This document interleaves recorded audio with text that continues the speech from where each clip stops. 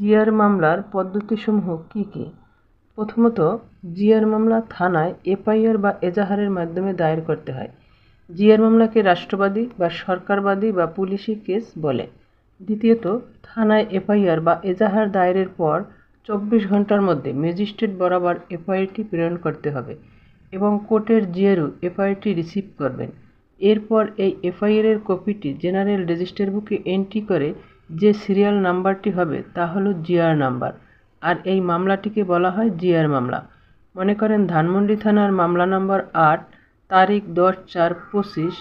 আদালতে পাঠানোর পরে জেনারেল রেজিস্টার বুকে সিরিয়াল নাম্বার যদি 40 হয় তাহলে জিআর মামলা নাম্বার হবে 40/25।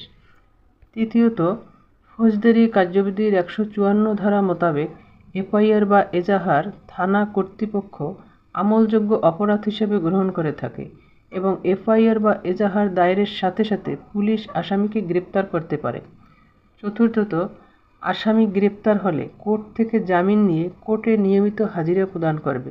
এরপর আইউ তথা ইনভেস্টিগেশন অফিসার মামলার তদন্ত করবেন। তদন্তে এফআইআর বা এজাহারের সত্যতা পাওয়া না গেলে আসামির অব্যাহতি কিংবা মুক্তি চেয়ে ফাইনাল রিপোর্ট আদালতে সাবমিট করা হবে। আর যদি তদন্তে এফআইআর বা এজাহারের সত্যতা পাওয়া যায় তাহলে কোর্টে চার্জশিট সাবমিট করা হবে।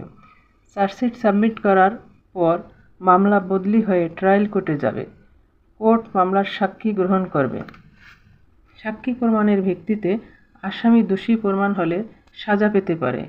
আবার সাক্ষী প্রমাণের ভিত্তিতে আসামি নির্দোষ প্রমাণ হলে আসামি খালাস পেতে পারে।